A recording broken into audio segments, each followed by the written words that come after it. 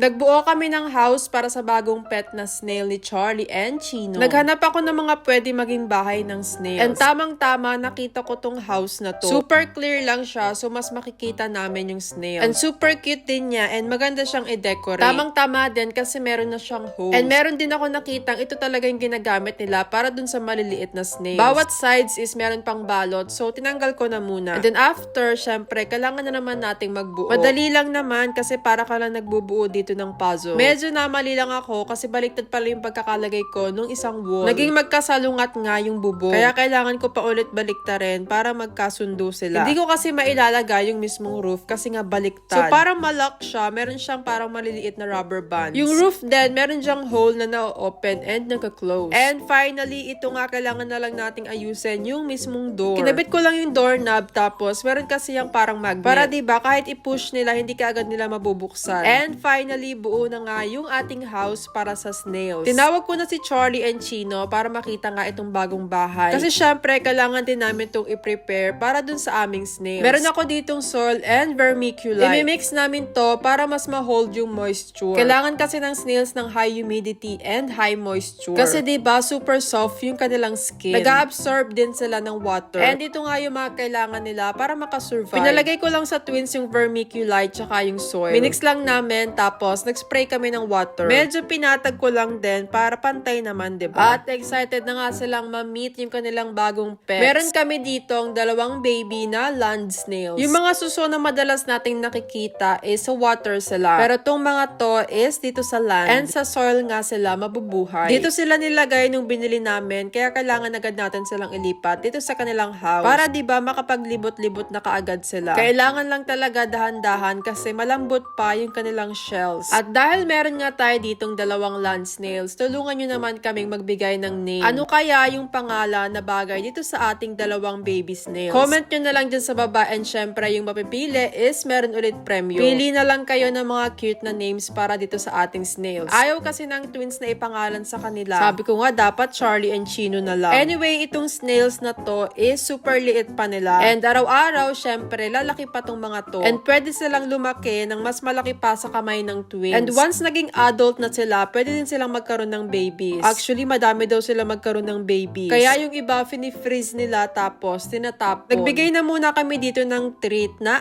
apple. Pero most of the time, ang kinakain nila is leafy vegetables. Pero since bago pa sila dito sa house, binigyan muna namin sila ng apple. At excited na nga ang twins na lumaki pa itong kanilang snail. Yung snail number 1, tingnan nyo, nagkatago ka agad siya. Ganyan kasi yung ginagawa nila, nagkatago sila sa ilalim ng soil. Minsan naman, makikita nyo sila umaakyat dun sa mga bubong. Itong snail number 2 naman, parang gutom siya. Tingnan nyo, unti-unti ka agad naglalakad papunta dun sa apple. Hindi ko din alam kung ano ba yung pinagkaiba nilang dalawa. Siguro malalaman natin dun sa shell. Parang yung isa kasi, meron siyang white dun sa dulo ng kanyang shell. While yung isa naman is dun sa bandang gitna. Pero nasan ko lang din muna itong kanilang house kasi kailangan muna natin silang itabi. Hahayaan na muna natin silang mag-explore dito sa kanilang bahay. Siguro try ko ding maghanap ng mga pwedeng pang decor para mas maganda yung kanilang bahay.